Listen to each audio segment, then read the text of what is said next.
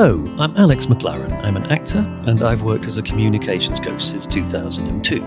Now so much business is being conducted remotely, the ways in which we talk, present, build relationships and connect is changing. In this podcast, I want to explore all those issues and prove to you that no matter who you are, you can talk to anyone.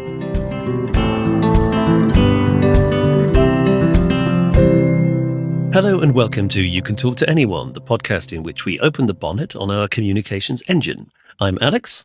And I'm Tom. And this week we wanted to talk about, this is an interesting bit of communication. We don't just talk to each other verbally. There's a whole load of other stuff around it as well. So this week we're talking about table manners, about eating and drinking and how we build connections with it. And so the first question I wanted to ask you, Tom, is what were the rules that you learned when you were little? Where did it all begin for you in terms of table manners? I don't remember table manners in our house being something that was a source of strife. I was a fussy eater, so getting me to eat what was on my plate was quite often a challenge. But the way in which I ate it, I don't remember that being something which I fought with my parents over. I do remember Deborah, when she was very much younger and working as a nanny, organising the Table Manners Olympics for children whose table manners were particularly poor. This was an early example, Alex, of what is now referred to as gamification. Ah, yes. Motivating people to do something they don't want to do by turning it into a competitive activity. Yeah, I mean, the reason I'm thinking about it, sort of where it all starts, is, of course, that everybody's household is different. I'm trying to remember whether, for example, in my house, those who don't know me, I have 3 brothers, no sisters. So it was basically a sort of a table full of 6. I can't remember whether we always said grace, despite the fact that we were very much a kind of a part of a big Catholic family. And we always would say grace at school when we were having school dinners, but I don't remember us doing it at home. And yet, I suppose in theory, I think of saying grace as an extremely good idea. I've never done it, certainly not in my own adult life. So, with my son, partly because I'm not a believer. No, I think of saying grace as something I saw on television in American movies. Yes. So we see, and I think we see what goes on in other spaces, and that sort of later. So you have the way you do things, and then we see that it's not absolutely standard everywhere. I remember in the house I grew up in, the fuss was always about. So there were general rules. The plates always had to be hot when they hit the table. That was a sort of a general rule. And the other thing is, I don't know why they were like this, but I don't know whether it was my mum or my dad, but they were fanatical about the wine glasses being immaculately polished before they went anywhere. If they went onto the shelf, they had to be polished first, and they had to double check them before they hit the table. But again, these are kind of quirks, partly to do, for example, the hot plates was to do with the fact we had an Aga, and so you could always do that. And so it certainly wasn't something that you would sort of transfer and insist on when you were eating somewhere else. I suppose that also there's this element that there are right and wrong ways of doing this, and that's all in inverted commas, by the way. Of course, there aren't. There's just kind of cultural norms, and those things vary sometimes very widely, even within a kind of as one specifically ostensibly culture. Your family will do things very different from my family, despite the fact that we're both English speakers raised in the UK. And then, of course, if you go somewhere like it, or if you see practice from other nations entirely, even in kind of, an English speaking country like America, you see patterns of doing things which seem very, very alien, and might affect how comfortable you feel. There is a famous episode of Doctor Who called The Talons of Weng-Chiang, which is problematic for all sorts of reasons, but this is not problematic. The Doctor's travelling companion at that time, fairly newly travelling with him, is Leela, the simple savage girl. And they've gone to Victorian London. And she is spending the night, I think. She's staying with Professor Lightfoot, who is a Victorian gentleman. And his housekeeper's left out some food for them. And Leela is hungry. And so she sees this enormous joint of beef or something, and promptly picks it up with both hands and begins gnawing at it. Now, Professor Lightfoot is an English gentleman. So on the one hand, he would never dream of eating his food in this way. But on the other hand, the one thing that was instilled into him from birth is the importance of politeness. Yes. So in order not to make his guest feel uncomfortable, he picks up a piece of meat in his bare hands and begins chomping into it as well. In exactly the same. That's wonderful. No, this is I've heard versions of this story in all kinds of different contexts, and in fact, I remember one version being told to me about Her Majesty the Queen, and I can't believe that it's. I mean, it feels like one of those like urban myth stories that you can transplant in all sorts of situations to teach some kind of moral lesson. That although manners matter a lot, making people feel welcome matters more. For example, when people come around my house in Beechgrove in Lancashire, the kettle would instantly hit the hot side of the Arga. So there was always an offer of tea instantaneously. And in fact, I remember at one point, so my parents they were teachers of the French horn and the violin. And so on Saturday mornings, one thing that we had to do was, as kids, we had to play host to the students' mums and dads who would drive their cars over, stick, little Tarquin or Olivia in the front room with one of my parents, and we heard them popping away. And then we'd then have them sitting on our sofa in the big kitchen where we'd instantly have to offer them tea or coffee. And I remember this almost being a Saturday job because it went on half hour after half hour after half hour. And so the hospitality became something that we became very used to. So that was kind of standard, and it happens in my house still. You come around my house, the kettle will go on. Not always food. Maybe we'd offer them biscuits, but we'd get through them at a rate of knots if we did. Your place? I think we used to have toast and marmite when we came home from school. And so if we brought a friend home, then that would be offered as well. But I think we were very much expected to look after our own friends and not to play host to any stray adults who happened to be passing. You look after the other kids and the grown-ups will be you. I'm always thinking about this, sometimes in a professional context. I don't remember where I came across this. The rule was that if somebody does offer you a cup of tea or coffee, regardless of whether you've just had one or whether you just don't fancy one, you always say yes. And I think that's probably quite good advice. What do you think? Yes, I agree. You certainly haven't been offered anything which the host isn't prepared to give. Yes. And so why turn it down?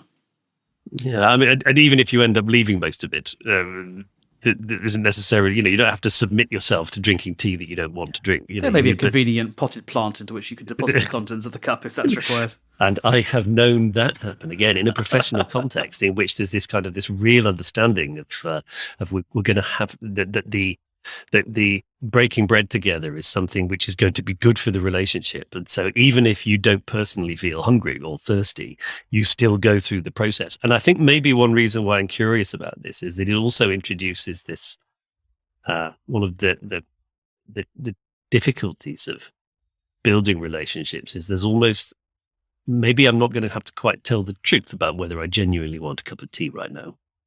What's more important is that in big sort of neon letters, I want to have a cup of tea with you. Yes. Or you have offered me tea and I am so grateful for your generosity. That there's that element of ambiguity about it, which I think makes these things quite complicated. Yeah, and who we eat and drink with and when we do that is very important. We've talked before on this podcast about tribalism, about the way that we tend to find people with whom we have a specific thing in common and be that gang together. And that has a negative side as well, because the gang that stays together has got to also keep people who are not part of that group out. And so there's a theory that this accounts for religious dietary restrictions. Yeah. If you are a member of a group that only eats a certain kind of food, and I'm a member of a group with different rules or no rules, then I can't eat with you. And if I can't eat with you, I can't ever be really part of your gang. Yeah. I'm trying to think of occasions where I've actually been on the outside of that. I mean, I eat practically everything. So it's very seldom that you'll be having something and I think, I can't join you at the table. But I mean, very much, and in fact, more so these days, in which I have to always check, particularly as vegetarian and vegan friends, what things I have to think about what I'm going to prepare when people are coming around to eat at my house in a slightly different way. And occasionally with some people, I have to think about not including any kind of pork. But then I'm varying. I very much want to build a tribe that can include absolutely everybody, which is why I'm checking in with all those people as well. I suppose if there were things which I very definitely did not want to eat, when you're talking about dietary preferences, I'm also thinking about likes and dislikes, because I want my guests to know that they're going to have something that they can definitely enjoy. Yes, although individual preferences or even things like allergies are not markers of anything else. Yes. Someone who doesn't eat pork, even though it would be perfectly healthy for them to eat pork, doesn't eat pork because of something else which unites that person with other people that person may never have met, but they'll instantly have that thing in common. I don't see people who are lactose intolerant or have celiac disease finding common ground in the same way. Yeah. It's funny, this sort of tribal, also the historical dimension, I think, is relevant as well, because we are talking about this from a specific place and at a specific time in which really you and I don't really have to worry too much about whether we're going to go hungry or not. And that is simply not true of many people today, and certainly of people through history. I'm thinking of a kind of also the legacy of certainly my parents' who had to live through a period of food rationing in which the idea that you might, how you shared the food and drink with the people around you was had much, much more meaning, because the resource itself was slightly limited. And I think also that the idea that if we don't know each other and that we're going to share the same food, it's going to be, we won't actually poison each other, because we don't do that to people that we love. Except I did once. Really? By accident. Oh, yes, I assume. I wasn't. I didn't think this was some sort of weird Phantom Thread style situation. No. It was more like that than anything else. No, I did some stuffed mussels for some mates when I was at drama school, and then we all tucked in because we were all as greedy as each other. But the weird ones were eaten just by my guests and not by me, so it looked really suspicious, because they both had absolutely terrible stomach reactions to it, and in a way that I didn't.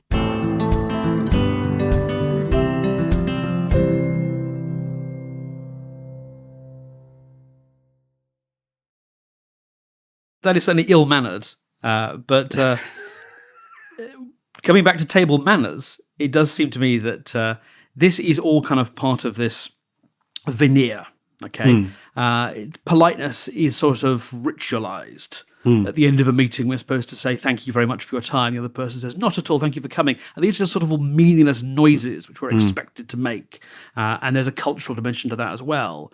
And I think the challenge is to obey all of these norms and to have that veneer in place, to know which meaningless noises it's appropriate to make at any given time, and at the same time to try and start going beneath that and start trying to find something which is really authentic and honest, and where you can actually get to know somebody and bond with them. And, if that means picking up a hunk of meat and eating it with your bare hands, so be it. And if it means holding your friend's hair back as they relieve themselves of your muscles, so be it. Yes, that candid element goes right to the heart of it as well. I think the have you ever come? I don't know if you learned this when you're little. I don't know that we did, but that phrase "family hold back" when you've got a bigger crowd sitting around your table. And the point is that we have to make sure that it doesn't all get eaten up before the guests have had sufficient. And so you whisper FHB as if nobody knows what it means. And of course, then there's a risk of this competitive politeness in which your guests, no, please, we wouldn't dream of eating you out of house and home. But that question is something which I certainly see coming up in fictions where people are short of food.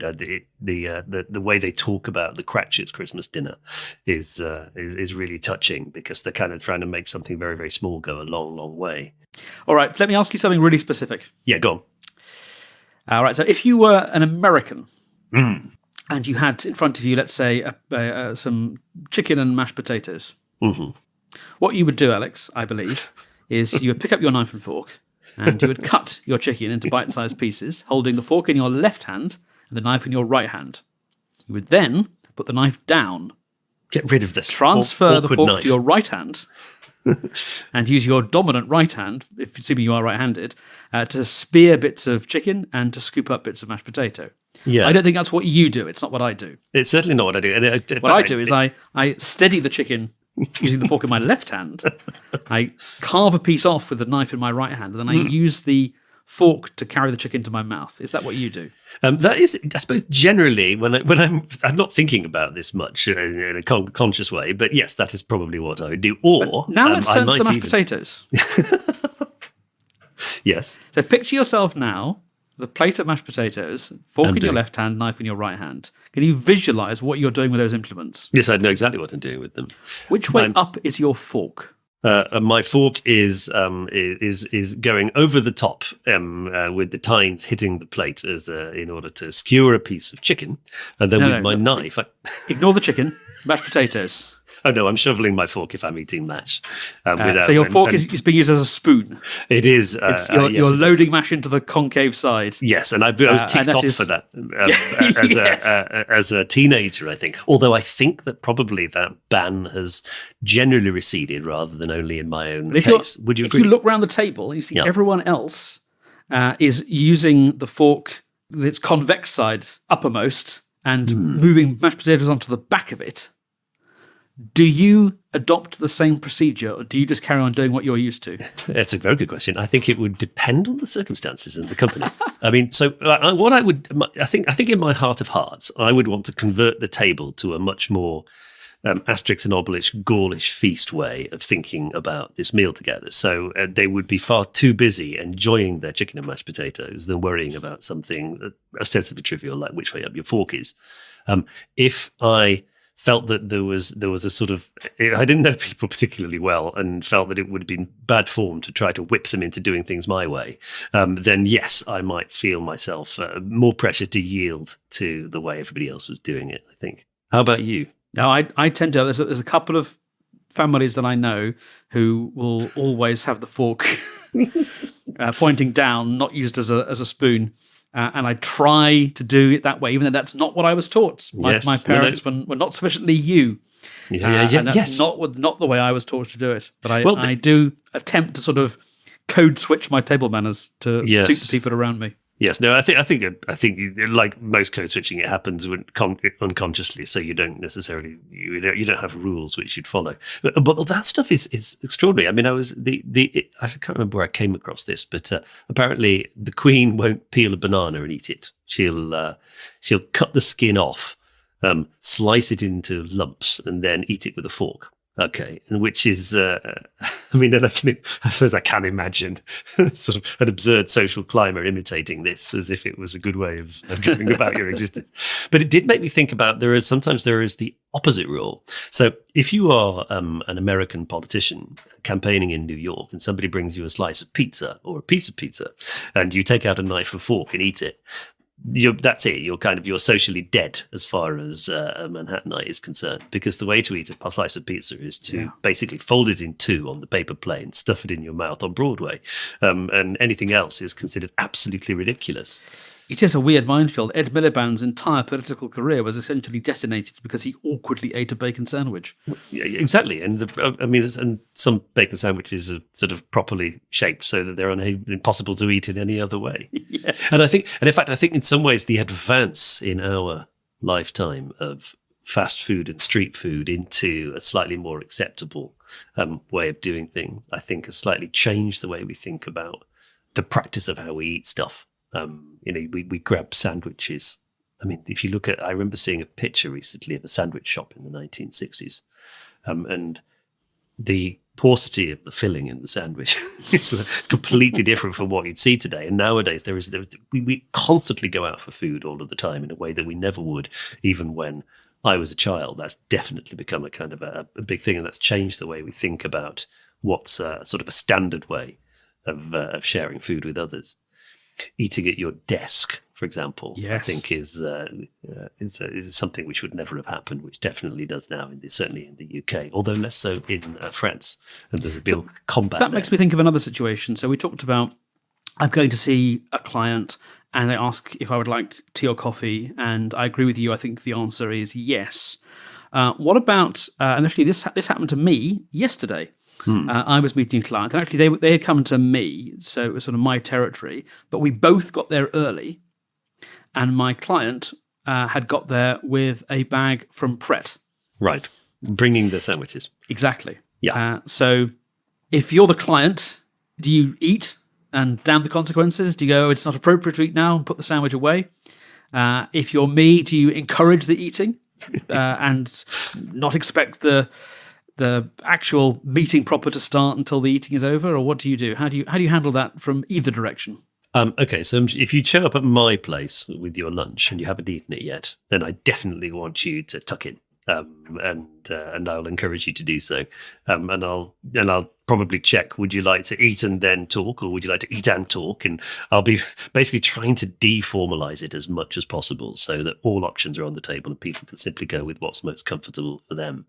What did you do? Yeah, more or less that. He was talking quite a lot, and I was aware that he couldn't talk and eat. Yes, so you had to fill it. Yeah, so when I saw an inn, I just sort of started talking and not doing what I'd normally do, because I didn't know this person particularly well, not doing what I normally do and asking lots of questions, but trying to monologue in order that he didn't have to respond and therefore could finish his sandwich. Yeah, pitch the arc with each mouthful and swallow, so that you're you're just coming to a perfect Oscar Wildean conclusion just as he's got time to come back. Yeah, no, I think and that's relevant because so here we are. We're recording this remotely. And this was your meeting yesterday was an in-person meeting. It was, yes, a very rare in-person meeting, but that's exactly what happened. So here I am, and I've got a packet of fig rolls, Tom, and I'm opening them. And of course, I can't offer you one. No. And so, is there an etiquette for eating and drinking on Zoom? What patterns have you noticed since we started doing MS Teams and Zoom call all the time? I see people swigging coffee or water or even a can of Coke. Yeah. In no work interactions have I seen people drinking anything stronger, although frequently, if I'm catching up socially, one or other of us will have a glass of wine, because why not? Whenever people have that same situation, that when they're finishing their lunch, they're always mortified. They're incredibly embarrassed. They will almost always go on mute. Yeah. And they will often turn their camera off until they've finished eating. Yes. It just seems incalculably rude for reasons that I can't quite put my finger on. But it may be connected with the fact that no matter what else is going on, I cannot possibly share this with you. Yes. And to be fair, it would be odd to turn up with a ham and cheese baguette, which I was intending to eat, and then say, would you like half of this? Because it's my lunch. It's not like a plate of biscuits where clearly we can share them out. But you cannot even offer it over Zoom. No, you can't. Or maybe also it's just that people don't like to be observed while they eat. Unless, of course, everyone else is eating too. And there's something that the thing is that microphones kind of pick up the animal nature of the person eating in a way that just being in a space together doesn't have the same kind of resonance, I think. Yeah, my objection to you eating your fig rolls has nothing to do with you eating and me not, and everything to do with the microphone picking up all of your rustling packaging. Yeah, that's terrible, incredibly nice. I'll put it over there so it's out of the way. I was thinking about the element of whose space we are in. So, for example, if you're a guest at my territory, then it's very much my job to make you feel welcome and safe. I'm going to give you non-poisoned food good non-poisoned food in large quantities, or certainly offer it straight away. Make sure that you're properly fed and watered. And then if I'm round at your place, some version of the same kind of offer will happen. But equally, there'll be rules that you may not even appreciate are rules that are to do with your way of doing things in your household that will be unfamiliar to me. Yes. And so again, you have to make a decision about this is what we do. Yeah, how much do I explain the rules in advance, just so that you're playing a game happily rather than clumsily stumbling about. Yeah, but then there's also this question of this of that third place in between. So the office rather than somebody's home. Or a restaurant. Yeah. A working lunch. Yeah. Yeah. Sort of the when you go out and eat together, it's not something actually I've done an awful lot of. I think sort of the working lunch with work colleagues. Whenever I have done it, I've always been very aware of sort of telling people in advance, this is my treat rather than your treat, or agreeing that it's their treat rather than mine. That ultimately there's going to be a bill for this. Best thing to do is to excuse yourself to go to the loo, pay the bill as you're passing, come back and sit down. Already done. Yeah. So thank you. Have you got any kind of a particular sort of signals that eating and drinking have either been received by you or you consciously said, please do get in touch with us and let us know what they are? And your homework this week is next time somebody offers you a cup of tea or coffee in a communication context, always say yes, whether you're going to drink it or put it in the pop lounge. And if you'd like to talk to us about the other work that we do, why not come and see us? Because that is apparently something we're now allowed to do. And we will buy you coffee and cake, and we will pick up the bill. We work with people on things like better negotiations, better presentations, building client relationships, all that kind of stuff. So if you're interested in any of these offers, give us a call on 02077 884080 or send us an email, info@the-spontaneity-shop.com. Thank you very much for listening. If you're ever at one of our open events, we always make sure that there are decent sandwiches at lunchtime for people to eat. And do tune in and pick up our next podcast in a week's time. I'm Alex. And I'm Tom. Thank you very much for listening, and goodbye. You have been listening to You Can Talk to Anyone with Alex McLaren and Tom Salinsky. The producer for The Spontaneity Shop was Tom Salinsky. You Can Talk to Anyone is distributed exclusively by Acast.